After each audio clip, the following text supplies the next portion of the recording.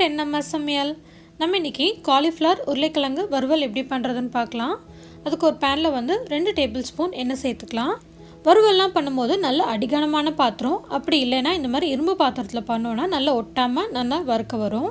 இப்போ இந்த மாதிரி காலிஃப்ளவரை குட்டி குட்டியாக கட் பண்ணிவிட்டு அதை 10 நிமிஷத்துக்கு வெதுவெதுப்பான தண்ணியில் சேர்த்துட்டு கழுவிட்டு எடுத்துக்கலாம். இப்போ இதோட 2 மீடியம் சைஸ் உருளைக்கிழங்க தோலெல்லாம் சீவிட்டு இந்த மாதிரி குட்டி குட்டியாக கட் பண்ணியிருக்கேன், அதையும் சேர்த்துக்கலாம்.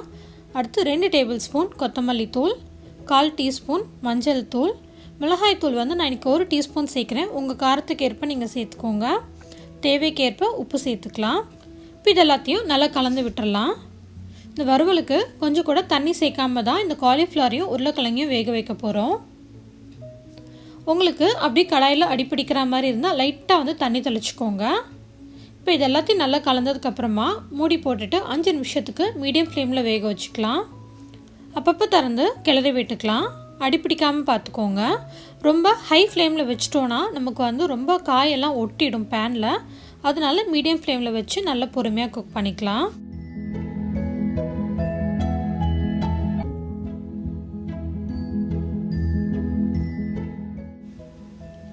இப்போ 2 நிமிஷம் ஆயிடுச்சு, திறந்து கிளறி விட்டுறலாம்.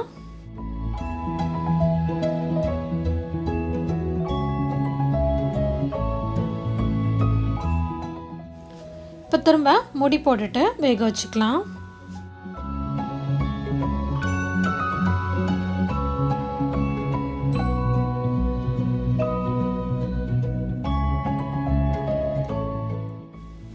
இப்போ 5 நிமிஷம் ஆயிடுச்சு, காய் எல்லாமே வந்து ரொம்ப நல்லா வெந்திருக்கும்.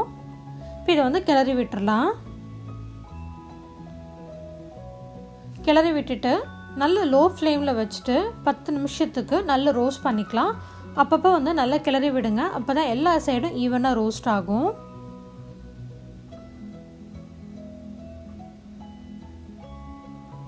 அடுத்து இதோட ஒரு 1/2 டீஸ்பூன் வந்து கரம் மசாலா தூள் சேர்த்துக்கலாம். உங்கள்கிட்ட கரம் மசாலா தூள் இல்லாட்டி 4 பூண்டு பல்லை நல்லா நசுக்கிட்டு இதோடு சேர்த்து கிளறிக்கோங்க. அதுவும் ரொம்ப நல்ல வாசனையாக இருக்கும்.